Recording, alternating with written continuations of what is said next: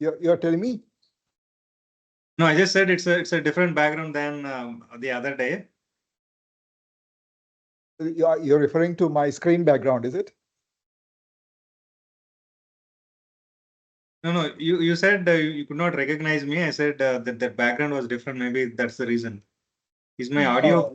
appropriate? Yeah, audio is appropriate. Okay.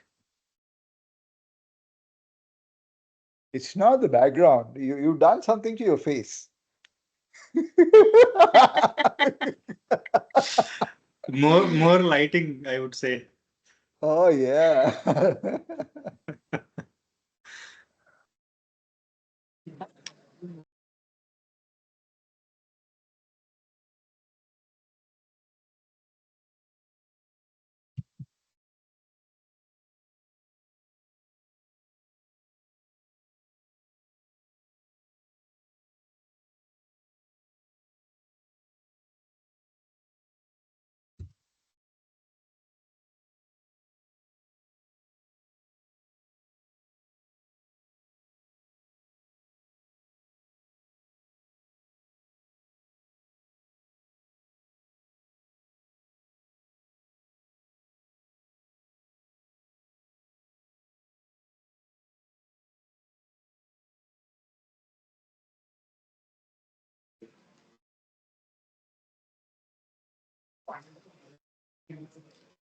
Yeah, shall we start? It's fine.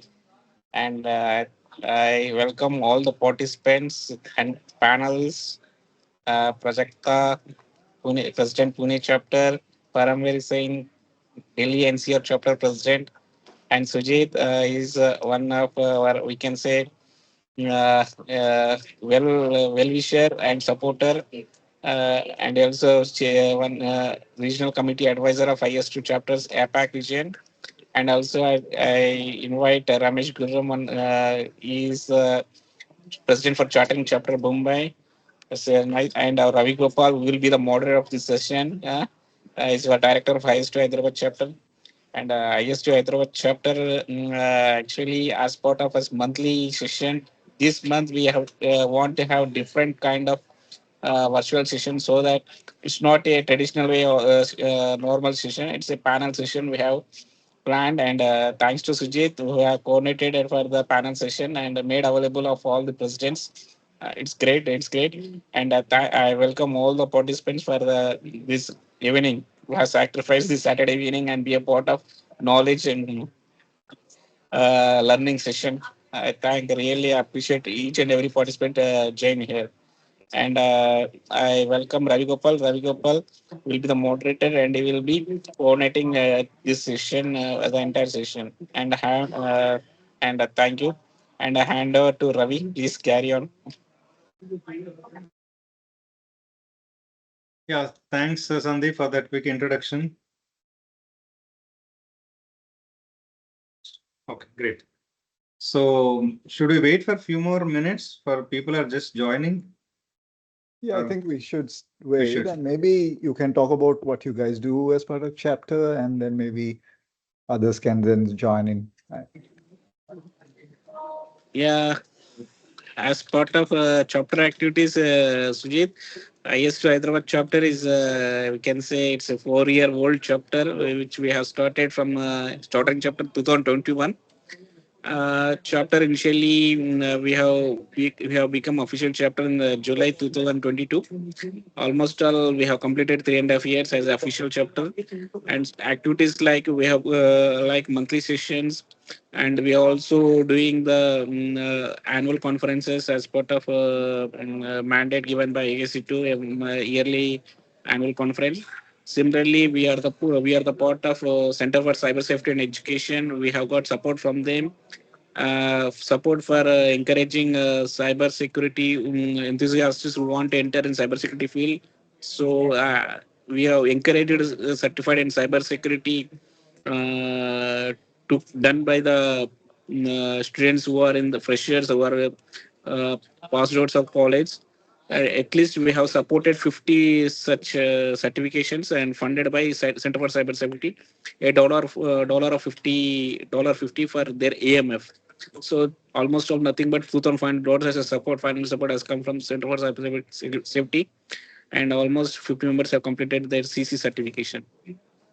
Apart from, we are also part of a Society for Cyber Security Council, which you can say it's a organization of Cyber Police Commissionerate, Hyderabad, where we participate, we collaborate with SCSC to give cybersecurity awareness to the colleges, schools, organizations, and communities. So almost all, our goal was to complete educate minimum 1 million citizens. So almost all, we have completed 50% of the target. So we have done these activities along with SCSC. Similarly, we can say that we are also, apart from these monthly sessions, we are also conducting in-person quarterly session with the support of our sponsors with the topics, cutting edge technology, on the topics of cutting edge technologies. So these are the quantities ISC2 Hyderabad chapter presently doing. Similarly, we have ideas also to come up with new activities like we want to have one CSSP review classes for enthusiasts who want to complete CSS certification. So we are just noting down, we're talking about the plan how to make this CSSP classes so that everybody, it should not be, our major motto is that a lot of the it should not be so commercialized, and it should be helpful to the enthusiasts who want to do the CISSP certification. So in that manner, we are planning to, we are working with also, we can say that IST partnered centers who can give the CISSP training. So we are working it. Soonly we come up with a plan and we also schedule it. So we are, and we'll intimate all the, or we can say in the group members, so that they can also join for the CSSP classes. It's a really good opportunity for who want to do the CSS certification. And similarly, we want to do some more activities. We have also stabilized our website also. Those who want to become a member, we can visit our website, which is streamlined, so that they can get some information. And also, we are placing our recordings in our YouTube channel. We are present in all the social media channels, so that they can reach on social media, any of the social media channels, so to know about the chapter. So these are some activities. I think, as Sujit said, 2025, 2026 year of India, where I has to come forward and actually more number of activities may come in coming forward. So thank you, Sujit. With this, I can say some about the chapter. Ravi Gopal, you can now we can proceed with our session, please. Yeah, thanks for Sandeep for that really great introduction about the chapter and all our members. But there are people who joined bit later after the introduction given by you. Let me do that in the course of the discussion again, so that people know about it. While I do so, I'm just pinging the LinkedIn profiles of all the panel members, so that people can connect with them offline, share ideas, all of that. So again, so hello everyone. I'm Ravi Gopal. I serve as an Associate Director Membership Chair for the Hyderabad chapter. I've been in the information security domain over 18 years, and I'm also the moderator for today's panel discussion. Yeah. Right. Believe I'm audible? Yes, you are. Yes. Yeah, great. So today's topic is very interesting, beyond the headlines, understanding the real impact of cyber threats and the governance that protect us. So while headlines often focus on sensational breaches, the true impact is far broader, affecting everything from financial stability to public trust. So this highlights the crucial role of robust governance in navigating this complex landscape. So to get more insights on this, we have four esteemed panelists today with us. I will quickly introduce them. Prajakta Akade, she is President ISC2 Pune chapter. Her key areas of expertise are public key infrastructure, multi-factor authentication, threat analytics, a single sign-on, GRC, etc. We have also Ramesh Gurram, who is President ISC2 Mumbai Charting chapter. He successfully led the cybersecurity program implementation in government and BFSI sectors. And his key areas of expertise are GRC, SOC operations, incident response, privacy. We have Paramveer Singh, President ISC2 Delhi Chapter. He has implemented crucial cybersecurity projects in the organization and worked extensively in these areas of cyber infrastructure and cyber laws. Last but not least, we have Sujit Christie, President Circulo D CISO, a member of the chapter Regional Management Committee with ISC2 for the APAC region. Glad to see you all. Welcome to all of you for the discussion and all the participants to the panel discussion. Glad that I'm moderating this interesting panel discussion today. Without doing further delay, let me quickly jump into the discussion topic. We have 3 rounds in this panel discussion. One is on the cyber threat and impacts. The second one is on the governance part. Third one is like a rapid fire where the panelists would have very short time to give their ideas, insights, future trends, etc. It would be very interesting. I'm more excited on that part. So to start with, considering the cyber threats which extend far beyond just data loss, obvious data breaches, Ramesh, we would like to hear from you. What are some of the less visible but equally critical cyber threats that pose significant risk to the integrity and stability of a BFSA organization? Also, can you share some generic example of such threat if realized could have a ripple effect on market confidence or even on the broader economy? Ramesh, over to you. Yeah, thank you, Ravi, for that wonderful introduction and setting the context for this discussion. And thank you, my co-panelist, esteemed co-panelist, I would say, and audience. Good evening, everyone. So to start with this interesting topic of cyber threat readiness and impact, and then governance is very, very close to me personally because I am being practitioners most of the time in these areas. So specific to BFSA organizations, Ravi, if you talk about many.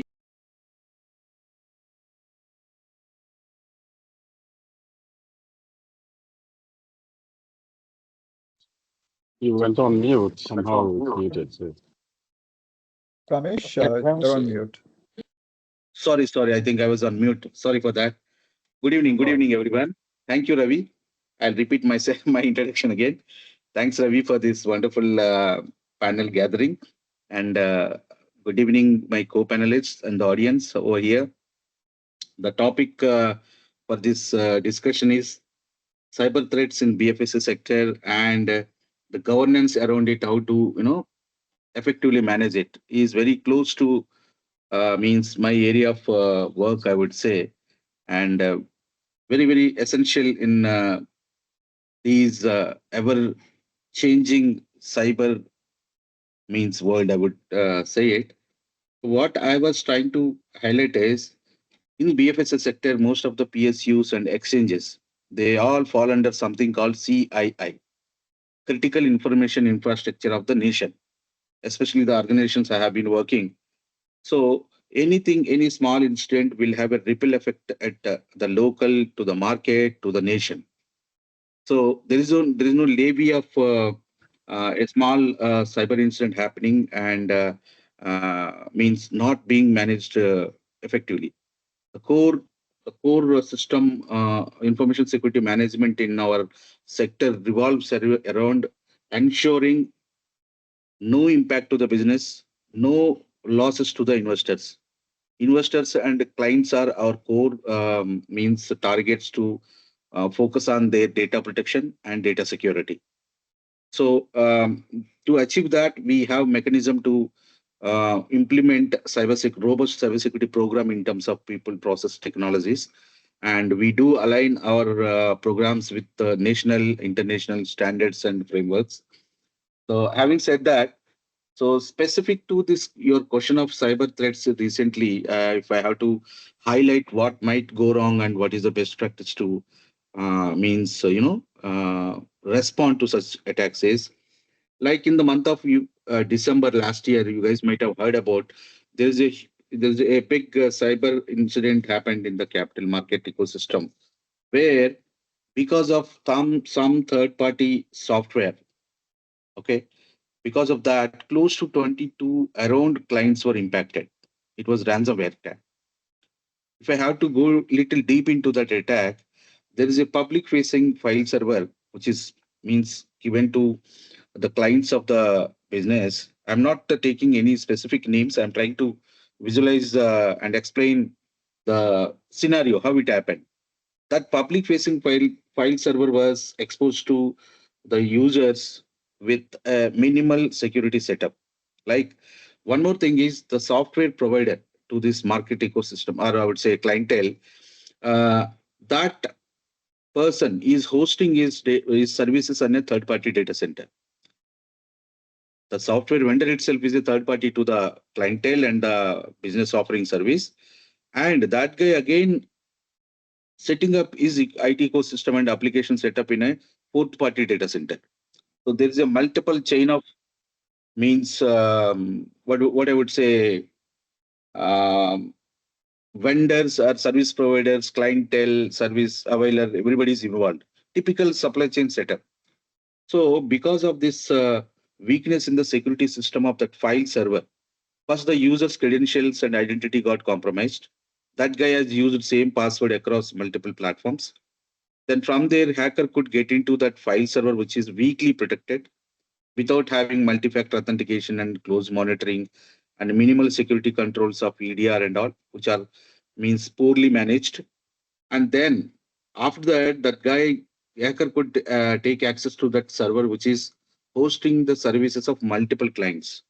Then he did his analysis. He did his means study of the traffic. And one more point which came out of during the RCA was that network was flat. There was no proper segregation. There was no hardening. Then it was easy for that guy to laterally move into the main system and reach up to the AD level, Active Directory level, get hold of all admin access, and one fine day he fired it with a ransomware malware. So what I'm trying, because of what is the impact, close to 21, 22, I don't exactly remember the number, it is close to 22, 24. All these people were down with the business. They were not doing any business close to around a week. Those guys were could not come back to normalcy of operations. So if you just imagine that, it is a huge loss of business for them, huge reputation loss. There are regulatory means oversight, patent follow-ups, all that kicked in. There is legal aspects kicked in. There is a expenditure of engaging experts into doing the analysis and making the systems up and running. So this entire ecosystem, if you study and understand, there is a gap in the way security controls were implemented. If they are implemented also, the third party aspect was not taken very seriously. So lessons learned and the way forward will be there has to again thanks to our regulators we have a well written means charted down norms around cybersecurity framework and cyber resiliency framework, right? So from there onwards, there has been a kind of focused approach on especially third party setups, which has helped the market to handle such incidents. And what I would say is, for especially the nowadays the most dangerous threats like ransomware, DDoS, and application zero-day vulnerabilities. These are some of the threats and vulnerabilities which are making the lives of cyber community and various big, small, large organizations fall flat to their means attacks with huge impacts. So there has to be holistic approach of managing the cybersecurity from the grassroots level, especially in those organizations where the security setup is not so effective and complying to the regulatory norms stringently issued by our regulators, NCAPC, CERTIN. So that will definitely help the ecosystem to handle such cyber attacks. Thanks, Ramesh, for that insightful response and answers. Key takeaways would be a robust technology covering people, process technology is important. Third party and fourth party risk assessments are key, covering the subcontractors, not just the immediate contractors or vendors. And cyber resilience is very important. And regulatory norms should be strictly implemented by the organizations. Organizations should find a way to implement them across the organization. Thank you for that, Ramesh. So moving towards the operational, reputational part of the topic, to address a broader operational supply chain disruptions across diverse industries, Sujit, I would like you to answer this. As a CISO of a large conglomerate and an advisor to various organizations, you do deal with a vast and varied attack surfaces. Beyond implementing security tools, what are the most effective governance mechanisms that have put in place to ensure a consistent security posture across business units, where it has its own operations, culture, risk appetite, etc.? Can you share some success story where your strong governance prevented a major security incident? Thank you, Ravi. And before I start, I want to thank the leadership team of Hyderabad Chapter for putting this wonderful panel together as one. And I saw Madhu joining us as well. Madhu, thank you for having all of us. And to answer your question, right? I mean, it's a very tricky question, I would say, uh, because I think as practitioners, we are of the belief that we cannot have 100% security, right? We can do our best to minimize. Given that context, and also what we've been seeing as headlines in the news with MNS breach, it happened in February, reported during the Easter holidays, and they're yet to recover. And they say that they're going to be up and running only end of July. So they said the online business is going to be down till 31st of July. So given that context, the impact of an entity in one region is going to have cascading effect. When you look at that particular incident, we have a suspected breach in a supplier or service provider, right? It's being investigated, so we don't have much information. But when you look at the complete supply chain, the ultimate market is the European market, but then the manufacturers are global for that particular brand. India is one of the suppliers, Sri Lanka is one of the suppliers in terms of finished goods. And yesterday I was at a hotel attending an event, and I overheard a conversation where one of the gentlemen who was having this conversation was saying that their finished product cannot be shipped because the customer is not able to receive that into their warehouse because the goods are not moving. And if you look at the garment industry, it is seasonal. So by the time they go into July, it's another season, right? The one quarter is gone and they'll be getting into another quarter. The ripple effect is stocks are being held here, shipping is held up in the ports. The other challenge is the suppliers of the manufacturer, right? So they would want to sell their raw material and collect their payment. Now, some of these suppliers of raw material would have taken a bank loan or they'd be financed by several banks. Now you can see the incident is with one organization, but the cascading effect goes to so many organizations, right? And eventually it causes a cash flow issue across the line, right? Keeping that in the background and with the example which Ramesh also highlighted, I'm of the firm belief that we need to have a centralized governance mechanism, a centralized policy-making unit, which continuously reviews the context of the policy framework, Because gone are the days where we could say, okay, we do the policies and we review it once a year, once in 2 years. I've seen as an auditor, I've seen some of the organizations say that they will review the policies once in 2 years. But context on the ground is rapidly changing.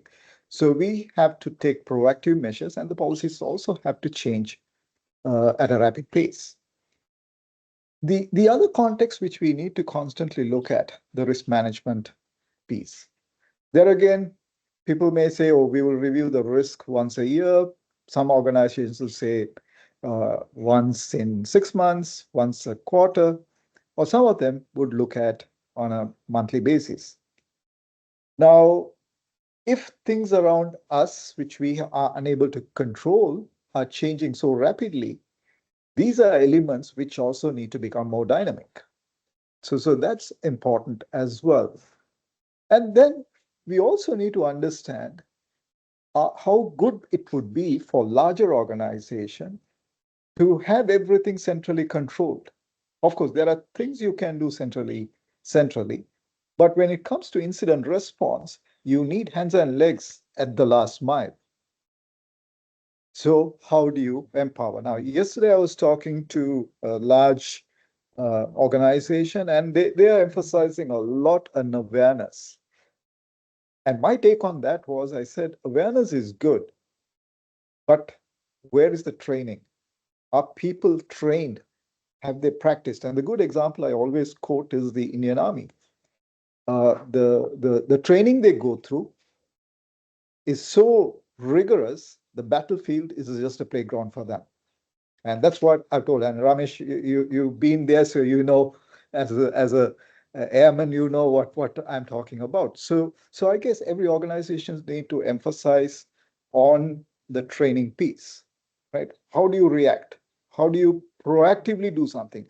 So training is something which people need to really look at. And last but not the least, a regular review, independent review of your processes, your systems, and also your framework. Because it's always good to bring in an independent eye to look at what you're doing, and they probably will be able to spot any deviations or any non-compliances much faster than the people on the ground. So while the accountability lies with the organization, my take is that you need to build a robust, dynamic framework which brings in risk management, policy reviews, independent review, regular reviews, and also, more importantly, training for everyone. Ravi? Yeah, great, Sujit. It's an interesting insight that, people training on people, investing on people, getting them trained and making them aware what to do at the time of, disruption is very important. Often this is ignored rather than, very often there would be a huge investment done on the technologies, all of that. But you are right. Investment on people, training them is very important. Absolutely. Thanks for that insight. Sure. Moving towards the legal regulatory fallout, including compliance burdens and potential litigation. Paramveer, I would like you to answer this. Headlines often focus on the immediate technical fallout of a cyber attack. We know why. But from a legal perspective, what are the long-term and often hidden legal and financial liabilities that organizations face after a significant cyber incident? Also, how can a proactive legal governance, can help to mitigate these kind of, post-incident impacts? Hi, thank you. Uh, yes, since last few months, I am observing this thing on a very high level, with even with the governments and with the private sector.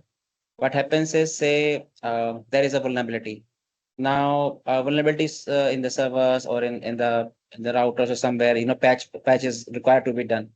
Now VAPT is done, but now it is not followed that it has to be patched in a timely manner. So people think that it's a technology thing. But whereas when the GRC in place, when the ISO 27001 in its place, so these things are are timely taken care of. Now because if these things are not timely taken care of, some data is breached, some confidential things are leaking out. So one example was with a large path lab in NCR region. There was some loophole, and massive data of blood samples got leaked out.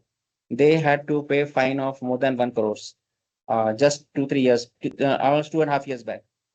Now earlier they were not taking seriously. Now when the fine, they had to pay the fine.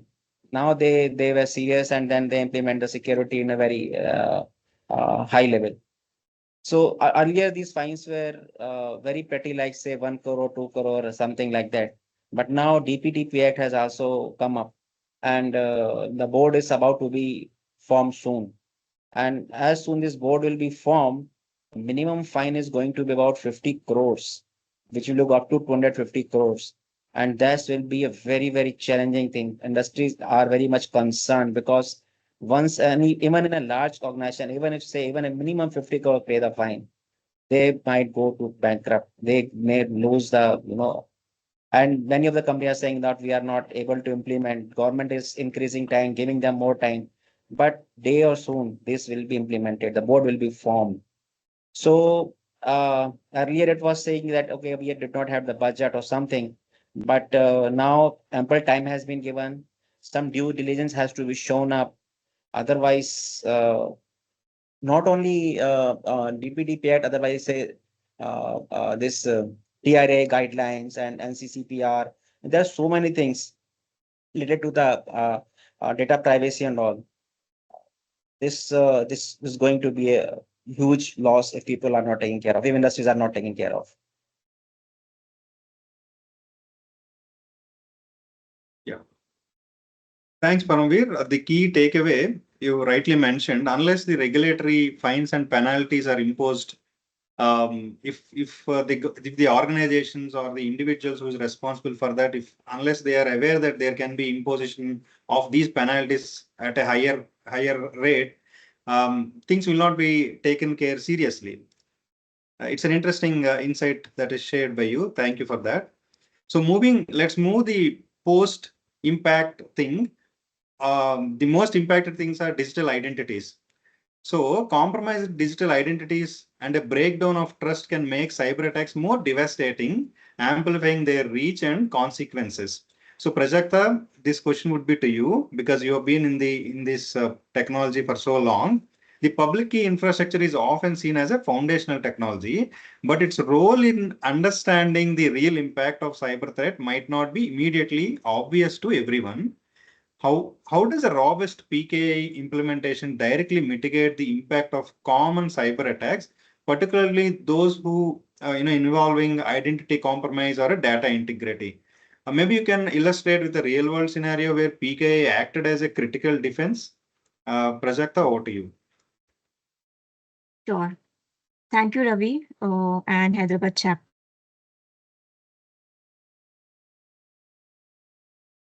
So, Prajakta, you need to Prajakta, you're unmute on yourself. mute. Prajakta, you're on mute.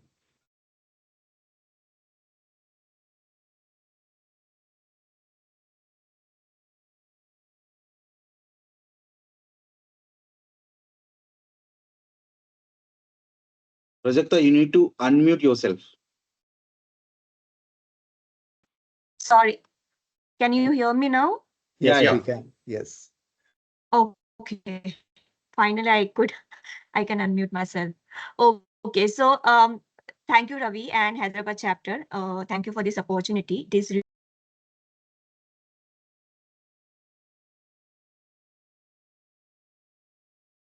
Prajakta, you went on mute again.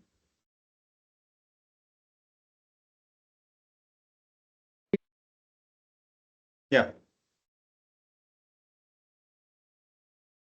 Okay, not sure. Someone muted me. Is it fine? Yeah, we can hear you. Okay, so when we talk about cyber threats today, one of the most damaging factors is compromised digital identities. right? So when attackers successfully impersonate legitimate user or device or services, they effectively break down the fundamental trust on which the digital ecosystem relies on. So this breakdown magnifies the impact of the attacks, like leading to the unauthorized accesses, data breaches, and widespread operational disruptions. So today I will focus on how fundamental technologies like public key infrastructure particularly underpins this secure governance to establish digital trust, especially as our digital landscape evolves with the cloud services and IoTs and remote work. PKI has been a backbone of digital trust. It provides a cryptographic framework to authenticate identities, secure communications, and ensures the data integrity. Digital certificates verifies genuine users and devices, preventing impersonations. Digital signatures that detects tampering, safeguarding the data integrity. SSL certificates encrypts the end-to-end communications and defending against the eavesdropping or the man in the middle like attacks. Consider a code signing certificate. It's the strongest or essentially the major software vendor using code signing certificate for its software regular updates. And when attacker tries injecting a malicious code into that update, the code signing digital signature of the certificate gets changed, and PKI invalidated that signature and immediately preventing the potentially catastrophic breach. So in essence, PKI enforces trust at multiple levels, be it identity or data or communications, significantly reduce that rely on identity compromise or data manipulations. So hence for organizations investing in strong PKI governance, it is essentially to stay protected beyond the headlines. Ravi. Yeah, thanks, Prajakta. You made an interesting statement that code signing is very important. Obviously, when you verify the authenticity and integrity of their software, which can actually prevent the execution of malicious code. This is an interesting fact. Thanks for sharing that. So now we are at the end of the first round. We are now moving to the second round of the panel discussion. Now our goal is to discuss on the governance in the cybersecurity. So I would request panelists to go a little faster because we are a little back in the time. So to quickly set the context on the governance side, with evolving landscape and to enhance the efficacy, cyber laws must evolve with stronger enforcement mechanisms, international collaboration, and regular policy updates to address new age threats like AI-driven cyber attacks or a deep fake fraud, etc. So Paramveer, we would like to hear from you.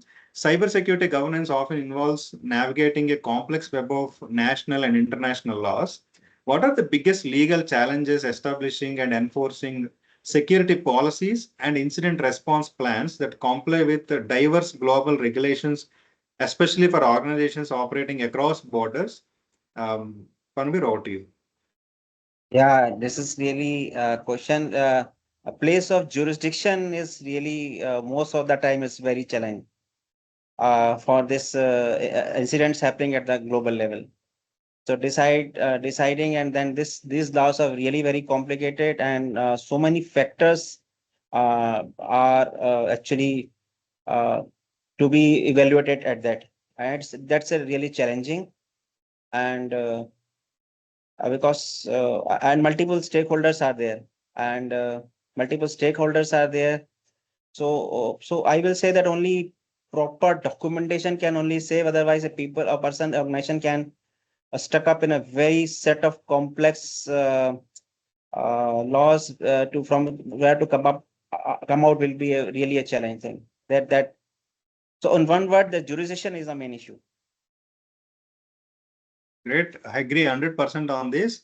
Um, when the data crosses borders, the attacks where it is originated initially is important, and the jurisdiction is also important. So privacy versus security is always there. Where when you want to protect data, then this or for the security investigations, then the cross borders is always kind of complicated thing. Agree on that part. So let's shift the discussion towards the BFSA sector again on the sector specific regulations. Um, Ramesh, this would be to you. Given a high risks on financial transactions and sensitive data, regulatory frameworks and sector specific regulations play a crucial role in shaping cybersecurity strategies and resilience efforts for BFSA industry. You have been in that industry for so long time, and the financial sector is heavily regulated. How do these stringent regulatory frameworks, maybe such as SEC, central banks, even SEBI in India, specifically influence your cybersecurity strategy and investment decisions?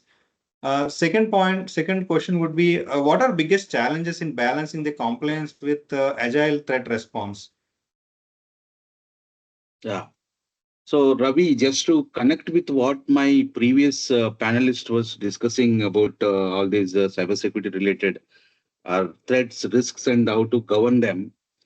If I start from Sujit, what he was trying to say is like regulatory framework we should have with people, process, technologies, and we should have a kind of approach. It should not be a static; it should be dynamic. And the Prajakta talked about identities. It's again, there is a lot of governance involved in building a identity governance, right? She has nicely explained about what is the how PK can help, right? Just to add to that, there is one more factor to that identity is NHI. Nowadays, it's going to be very big threat, non-human identities. So that there also governance is involved. And Paramveer also talked about legal and compliance related aspects, right? So stitching together for us for BFSA sector, we have very stringent regulations in ensuring cyber security and cyber resilience in our sector. Like for SEBI, last year we got means a big framework you maybe already come across. There is something called CSCRF, Cyber Security Cyber Resiliency Framework, released on 20th August last year, 2024, which elaborates all the cybersecurity technologies in so crisply and so means to the point what the control implementation, how it should be, how it should be audited, how it should be reviewed, how it should be improved upon continuously, and how to measure it. So what I'm trying to say put across this year is in BFSA there is a clear cut mandates from the regulators. I want to connect that regulatory mandates to what my panelists have told. We should look for something beyond compliance. All the compliance given by the regulator will not stop the cyber leaders or cybersecurity means ecosystem to just comply with that and be silent. It will help you. No, now there has to be a change in the approach. That's what I heard from Sujit as well. That is what we are also adopting. There is something called continuous governance, continuous risk assessments, continuous compliance, continuous monitoring. So cybersecurity is no more a weekly, daily, monthly, quarterly kind of a compliance approach. We should have something called continuous basis cybersecurity management. Do your continuous audits, do your continuous control monitoring, do your continuous response plans, and there is something called continuous threat exposure management. These are all evolving concepts. So clubbing together, what I would strongly recommend and what we are also taking the roadmap is continuous governance, continuous GRC. So all the means control efficacy should be tested continuously through testing and assessments. Your SOC should be on toes with the 24/7 monitoring with automation and AML. You talked about AML. So that is the next big wave where cybersecurity can use the AI for security of AI itself. And of course, to manage the typical challenges we face in SOC operations. So to just to conclude, cybersecurity governance should have a proactive approach of making it more continuous and more agile with using latest technologies like artificial intelligence and machine learning, which will definitely help us in taking a step forward, not behind with the attackers. It's Over an to you, Ravi. interesting, yeah, thanks, Ramesh. It's an interesting insight again. The continuous monitoring is important. Looking beyond the compliance once in a year is not important. It's not just enough. But continuous monitoring, governance, management, audits is very key. Um, Excellent. Um, so let's shift the focus towards the frameworks and strategies side.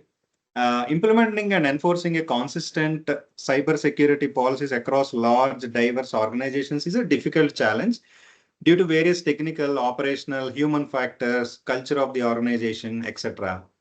So, Sujit, this question would be to you. As a cybersecurity safety advisor, you interact with so many organizations. What are some of the most common misconceptions or blind spots, rather, you observe in organizations approach cybersecurity governance? And what practical, actionable advice you can offer to our audience, which can help them improve their organization's cyber resilience? Sujit, over to you. Ravi, you're very good at asking very tricky questions. Right? So before I give my response, I'd like to welcome two of my friends who have joined from different time zones. I have Iftikhar Alam, Vice President, Queensland Chapter, joining us today. I also have Inesh Fernando. Inesh, I can't remember the role you're playing, but you are a founding member. Both of them are founding members of their chapters. And Inesh is joining from the Island chapter. Right. So Good. let's all welcome them. So, and I'll just move on Yeah, to welcome responding both. to your question. Yeah. Right. So there are a lot of misconceptions. Now, even in today's day and time, a lot of people think cybersecurity is an IT problem or it's an IT responsibility. Uh, uh, so we need to change that conversation. We need to have the leadership, the business owning the cybersecurity, where the IT becomes an advisor to the business and use technology to empower and enable the organization's growth. Right. So IT can do a lot of things. And Ramesh did speak about the AI, ML, and all that. Right. Those tools are there to solve business problems or accelerate the business penetration in the market by adopting these technologies as assistants like bots, for example. The second one is in terms of people think compliance is equal to security, right? And I still see, again, I repeat, even today, I still see people tick mark. And I was again talking to somebody in a large bank, and this gentleman actually asked me, so can you give us a checklist so we can check? Now, I think what's required from us is to read in between the line.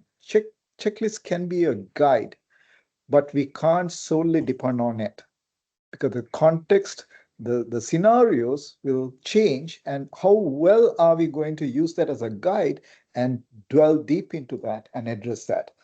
The third one is the human factor. I'm of the firm belief humans will fail. Humans are biased. Humans can be easily deceived. So how do we change their behavior? Now, I know the moment all of us, and I'm sure all of you would agree with me on this, the moment you stand up and say, hey, this is the policy, I expect you to do this as part of your awareness campaign. How many of them actually would say, yeah, I agree with you, I will, adhere to it? You know what they're saying in their minds? Who are you to tell us? You come do my work, then you know what the problem is.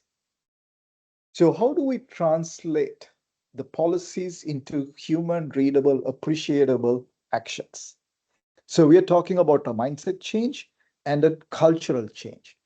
And the last one is in terms of incident response. And I would link that to the supply chain. So again, people think incident response is to do with IT. Business continuity is IT. Disaster recovery is IT. And all of you would agree, IT is an enabler. We are asking, in the event IT systems are not available, how would you conduct your business? And the biggest question, right? I mean, the question I keep asking everybody, if your authentication technology could be Azure Active Directory, or it could be Okta, it could be any other technology. If all of them are ransomed, encrypted, how well is your organization equipped to recover, and how quickly can they recover? That's a hard question. If you have an answer, I'd love to hear from you. And I'm sure we can have a debate around that, right? Supply chain. Ramesh started off the conversation with third party, fourth party data center. So are we able to see the nth party in our ecosystem? Today we are focused on the supplier, we say third party. But we need to go beyond. What is their culture towards security? How well do they appreciate our endeavor to provide secure systems, secure services with the interest of securing our wider community? So these are the points which I would like all of us to demystify, and this conversation can only change the more we engage with the leadership. And one of the things which I always believe is make friends with your leaders. Have that conversation, maybe over a cup of tea. Talk about an emerging threat landscape. Educate them. Get them interested. And that will do the job. Ravi? Yeah, thanks, Sujit. It's an interesting points that you mentioned. Considering the time, all our key takeaways, compliance is not security. There's an interesting thing. People would often confuse between them. And it's not an IT problem. It's a misconception. People again tend to agree that part that it's an IT problem, not information security is not an individual responsibility. It's very interesting bad thing that people don't recognize very often. Training the people is important, and involvement of leadership is important, because they should understand, because they think at a business level, but the core security lies at a bottom layer of the risk management in the organization priorities. But yeah, it's very interesting. Thanks for enabling all these factors in the discussion today. So now slightly let's shift again towards the core technologies, which is again public key infrastructure. Prajakta, it would be a question to you. Foundational technologies like PKI support secure governance by establishing a digital trust, as we know. With increasing adoption of cloud services, IoT, remote work, the attack surface for digital identities, which Ramesh has just mentioned, has expanded drastically. Okay, what are the key emerging trends or challenges in PKI and digital identity governance that organizations must address to maintain trust and security in the evolving landscape? Prajakta, over to you. Sure.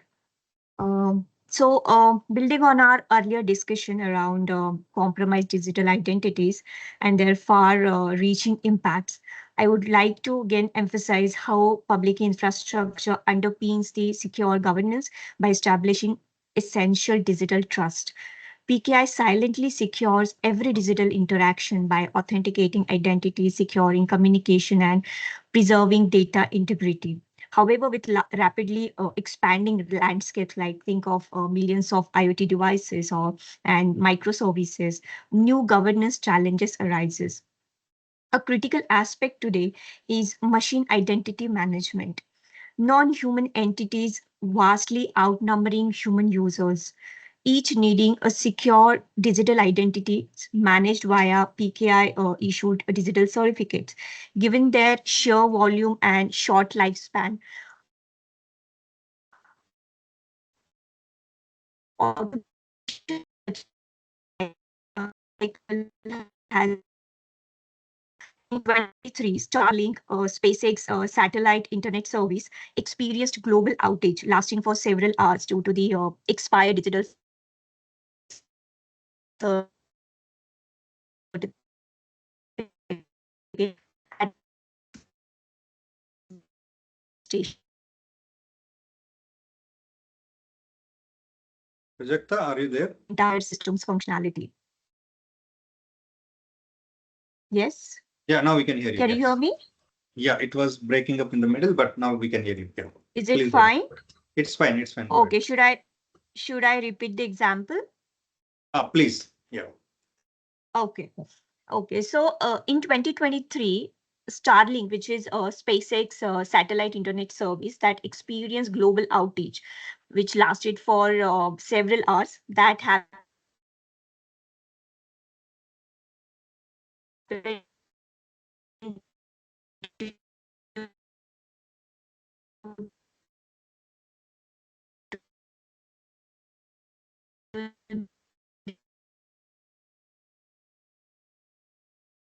So we are not able to hear Prajakta. Is it okay? It's fine now, but we Is it lost in fine? between. Okay. Sujit, you are also So on mute. another, can you hear me? Yeah, go ahead. Okay. Prajakta, maybe you So turn off another the video. imperative is, sorry. You can stop the video and then talk. Maybe we would hear you better. Okay, I'll try that.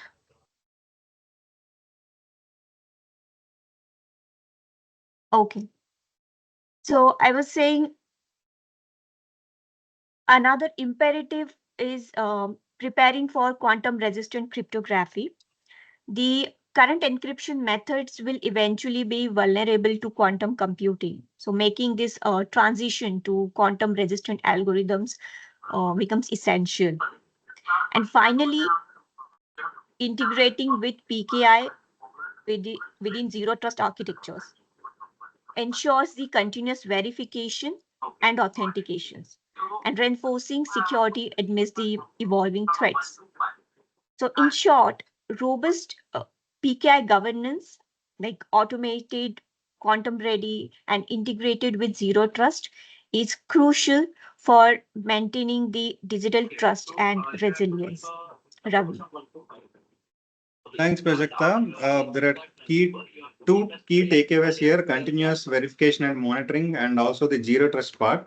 Zero trust is a wonderful solution if implemented properly, which can safeguard the risks against these digital identities or mission identity management, all of that. So thanks for that.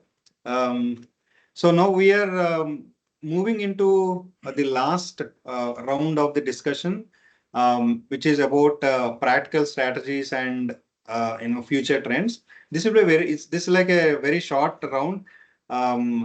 Each panelist would have a 1 minute, just above 1 minute time. You have this round is about you can talk on the future trends or emerging technologies or in fact key actionable takeaways you would like to give the audience than what you have just spoken in the conversation so far. So the floor is yours. I'll start with Sujit. Sujit, please start. Right. I'm actually going to challenge all of you. How much time do you actually take to do a drill? Is your drill limited to BCP or DR, or do you anything do beyond that? My challenge to you, or what I actually expect every organization to do, is spare 10 minutes like a fire drill. Don't announce. Bring the team together and tell them, assume this has happened to you, or this has happened to IT systems. Let's say ransomware. Systems are not available. What will you do? Limit the discussion for 10 minutes. See who is able to contribute. If you see good ideas coming in, take it and expand it. And last but not the least, get the board to do the same thing. Today they sit and ask questions. Get them involved. Make them part of that exercise. Then you would get a lot more engagement from them. Not only they would give you feedback, they would also understand the ground realities. Ravi, over to you. You made things complicated, Sujit. We were expecting some easier solution to implement it, but you have asked us to engage senior management, which is the most toughest part in terms of security. But that's Absolutely. okay. We will. So Ravi, just to address that point, right? We need to narrow that bridge because our threat landscape is evolving so rapidly. We have no way to keep grasp of it. Right? Last week, Victoria's Secret, there's no secrets anymore. Adidas, Coinbase, and the list goes on, right? There's so many. So how do we cope up with all what is happening around us? So this is the only way you could actually. So if you're spending 1 hour to educate your users, take 10 minutes, like how you do a fire drill, do this. I'd love to hear how this is going to turn out.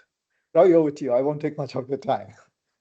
Thanks, Sujit. Let's hope that every senior management gets involved into the decisions appropriately as needed to see a better, secure technology and future. Now, Ramesh, I would like to hand over this to you. You would like to tell us some future trends, emerging technologies from your side? I think my strong suggestion and recommendation would be the change of approach. Like cybersecurity management should be proactive and continuous, not periodic and tick box, as all of us have endorsed it. That's one.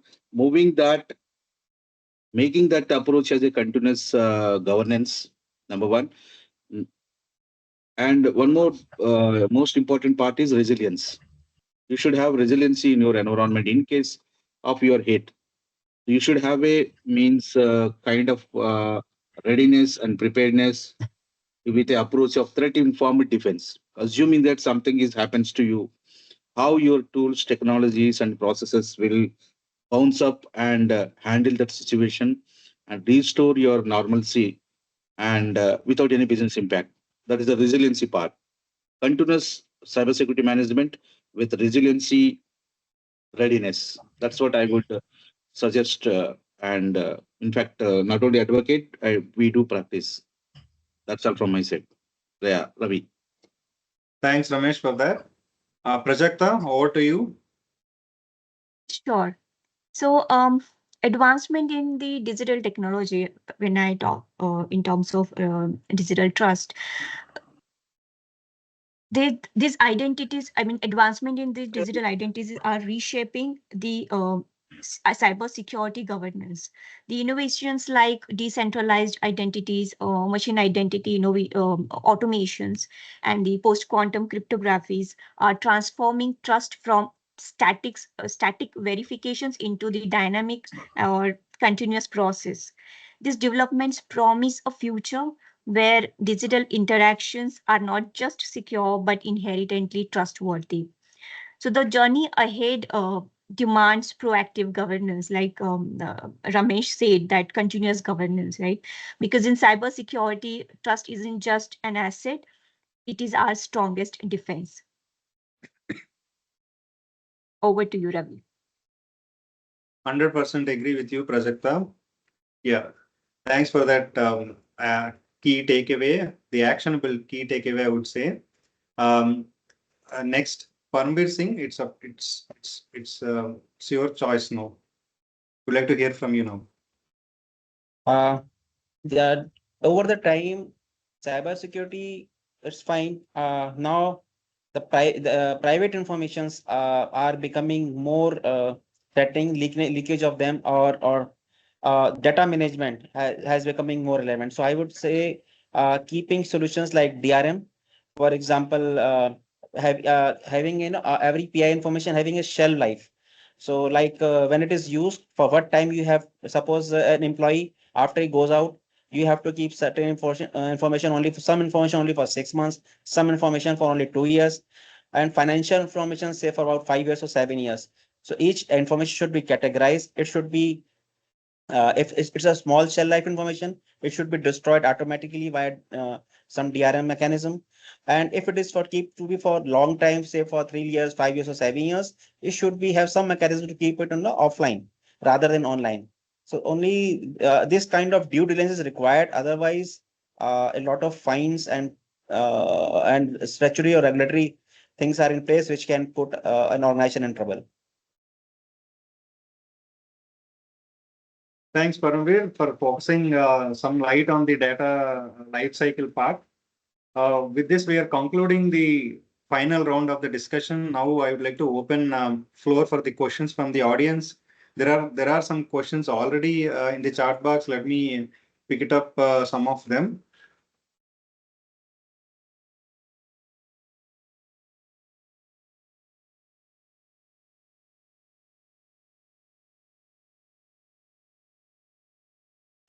Should I answer this if Tekar Alam's question? Please go ahead. So, hi, Aptekar, the DP Act is similar to GDPR, but not as stringent as GDPR. And till the time Data Protection Board is not formed, it is not implemented, you can say.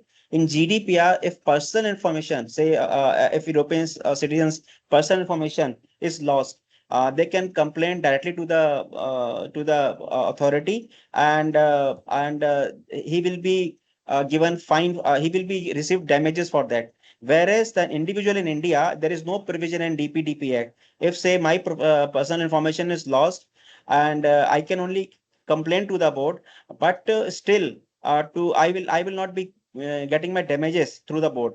For getting the damages, I will have to file a separate suit and pay a 4%, that fees, court fees, and then only I can find the damages. So that's DPDP is similar to GDPR, but much less stringent compared to the GDPR. Okay. There's an interesting question. In a world where cyber attacks are becoming increasingly sophisticated, how can integrating a human cognitive authenticity such as neuro-behavioral pattern reshape our approach to cybersecurity beyond traditional mission-driven defenses? Who would like to take this to answer it? Sujit, would you like to? I'll give it a try, but I'm not going to answer directly, right? I mean, for me, it has a lot of privacy issues in that. Right. So I guess eventually we will get there. So I mean, even right now, even as we speak, all of us have certain style of typing and all that, right? So those patterns can be learned by the modern technology. So using those, we can establish certain level of authenticity. So if it is only going to be looking at behavioral, but if let's say if our other biological characteristics are going to be brought in terms of neural behavior, then I'm sure somebody is working on it, but we'll have to see how and when that would come into play. I'd like to hear from others as well if they have a different view. I'll add, Sujit, just what you said. Absolutely, what you said is relevant. So just to improve on that from there. See, already there are technologies and mechanisms in place to monitor the user behavior, right? Like we have UEBA solutions, we have DLP solutions, we have something called which is endpoint security solution. They do have some level of visibility onto the user behavior. What are the things he generally does in his system, right? So adding up to that is one more layer we can bring in from the identity side, right? So some of the identity and access management solutions as part of identity governance, they do pick up some pointers and parameters. What kind of a behavior from where geo adaptive security, adaptive authentication, all these parameters add up to this holistic point of bringing new way of authentication. That's one.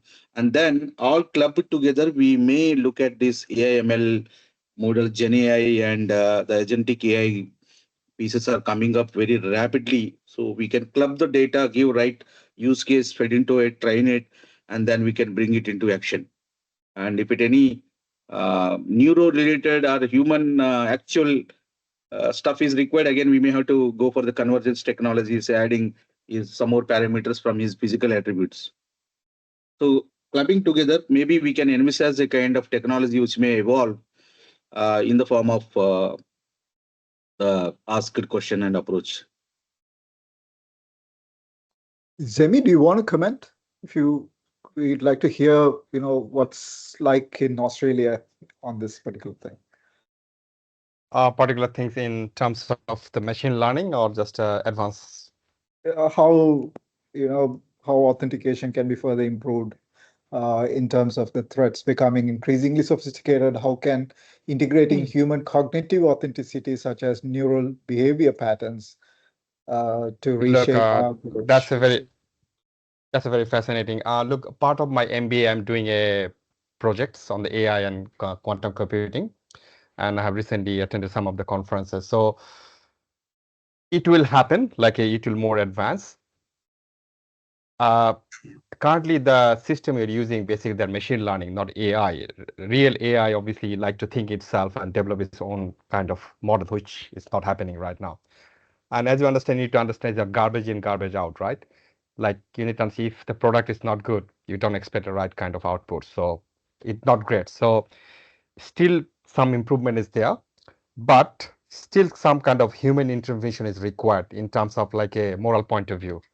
Like, so I can see that it's really integrating, it's giving our necessary kind of data to make a finance decision. And that like a human kind of tedious stuff, like analytical stuff, which human sometimes can be fatigued and they can take a wrong decision, which is happening very quickly, like a decision-making process.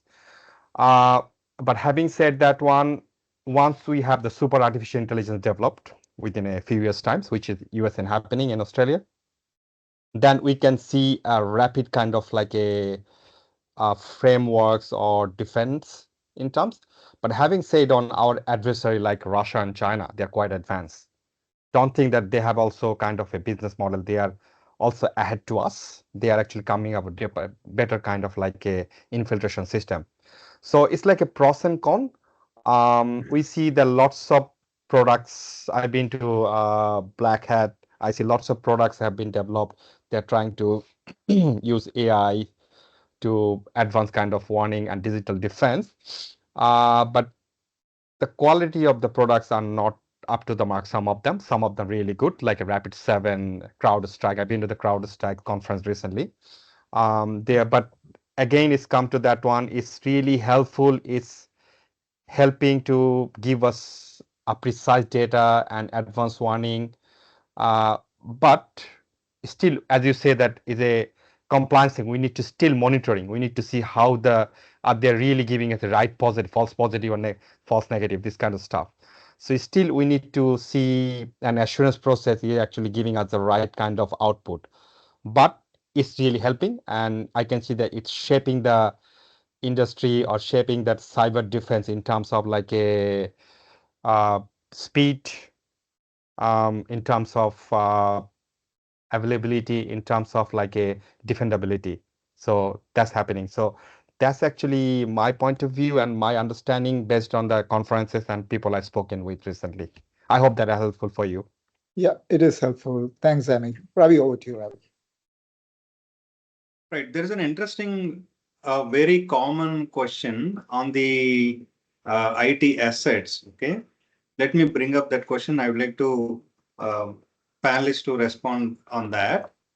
It is observed that there are a lot of legacy systems which end of life from years, but still running in the organization, creating a void in the IT security, how to handle the situation more efficiently, because it comes with cost, right? So I would request all of you to respond on this, because this is a common problem across organizations, especially when there is a critical infrastructure running over there, and there might be many constraints like a budget or lack of support or unwilling of people to adopt to a new technology?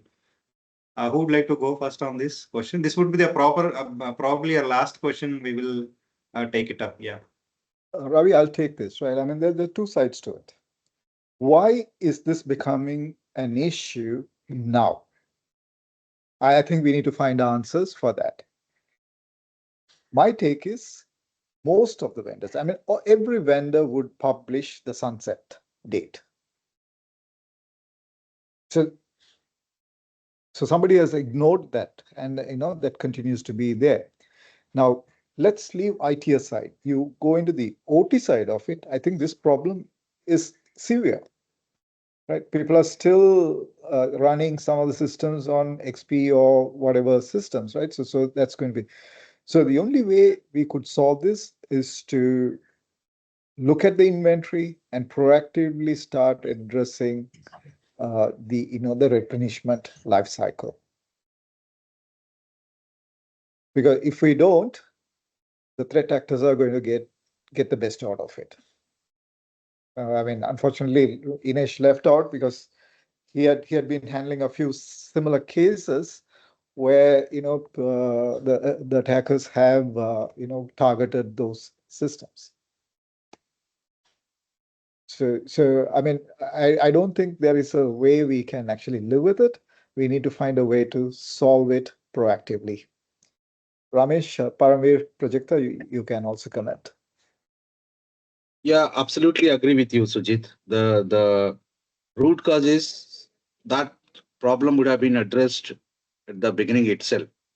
The basic hygiene should have been maintained, proper tech refresh, proper replacement, patching on time. Definitely, would have addressed this problem. But many of times, what happens is due to dependency on the some legend or legacy applications or some dependency with the service provider, the application provider, organizations are sometimes compelled to continue with such setup. You took a right example of IoT's space. I think it is more prevalent.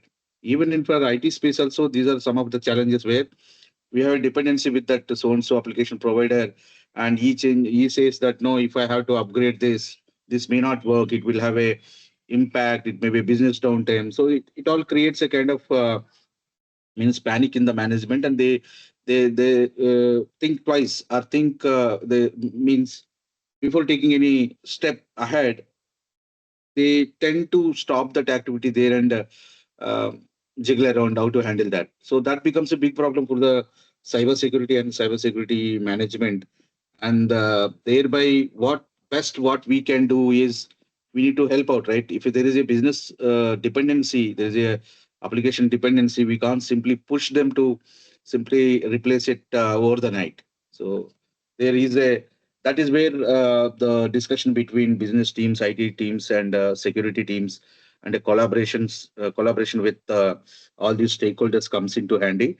Understand the risk, put across the risk, what might go wrong, what might be the cost of the control, and we should have clear cut understanding put up to the management and have a roadmap to replace and address that problem.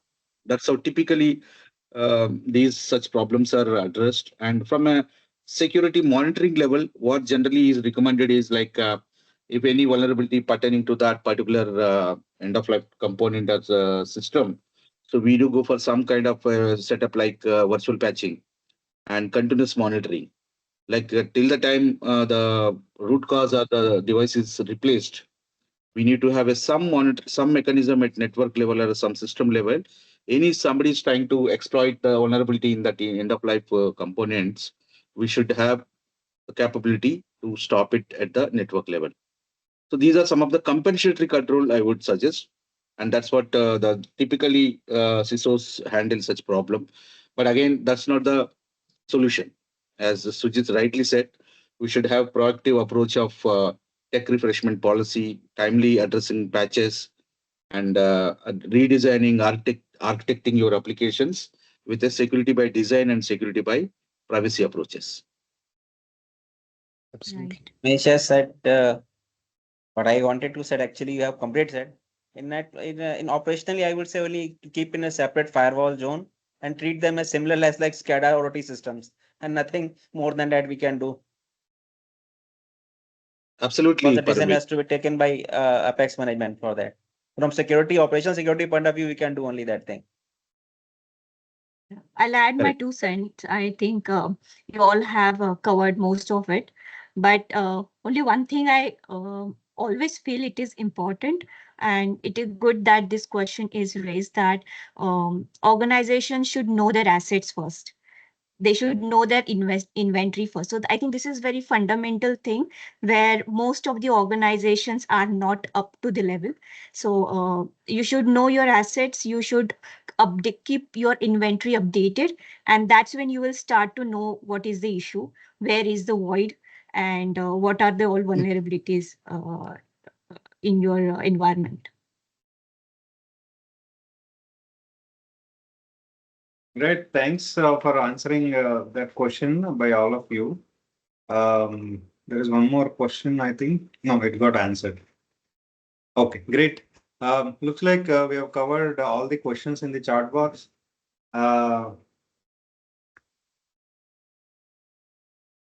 Madhu, are you there? I think yes. Ravi, can you hear Yes, me? I am Ravi. I'm here. Yeah, Ravi, can you hear me? Sorry. I can This is hear you. Yeah, this is Anjani here. My question is, since one of the leader was talking about impact of powerful AI, and I think Iftikhar was referring that it is already in swing in Australia and US developed countries. So my question is, will cyber security will become myth after this kind of this super and powerful AI will be in the picture? Will cyber security will become kind of a myth or something? So probably one of the leader can provide some highlight on this. Yeah, thank you.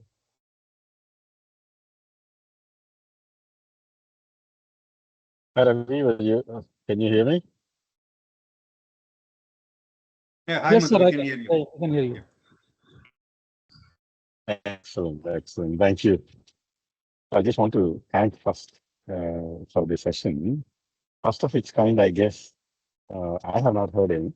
Maybe this might have happened in other countries. Bringing various chapters together. I must thank Sujit to make this possible, giving us the ideas and mentoring other chapters to become official chapters, Pune and Delhi, and then most likely helping our Mumbai chapters as well. So congratulations to those 3 chapters. And Sujit, for the rest of the group, Sujit is an esteemed good friend for the last couple of years, easily 2-3 years, I guess. So what are the possibilities? I'm just thinking in near future with chapters coming together. So Sujit, thank you. And it's actually a wonderful session, and participation is good, engaging, Prajakta, Paramveer, Ganesh, and Sujit. Thank you for making this possible. We'll talk soon. Sure thing. Back to you, Ravi. Thanks, Madhu. He's our Hyderabad chapter president. So it's a great interaction with all of you. All the panelists has provided excellent insights into the questions that we have, and from that I had, and from the audience as well. Thank you each one of you for taking out time on a Saturday evening and joining this excellent panel discussion again.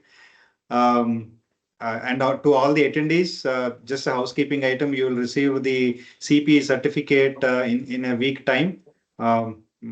So do wait for us. Do wait for it, and if you don't receive it, maybe in a 2 weeks time, do reach out to us.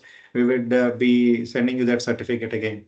Once again, thank you all of you. With this, we'll conclude the discussion. Until the next session, training or panel discussion or any other activity from our chapter. Have a good day and take care, all of you. Thank you. Thank care. you. Thank you all the Have a great panelists. weekend. It's a wonderful discussion. Thanks a Thank you, lot. everyone. Bye-bye. Thank you all. Nice meeting you.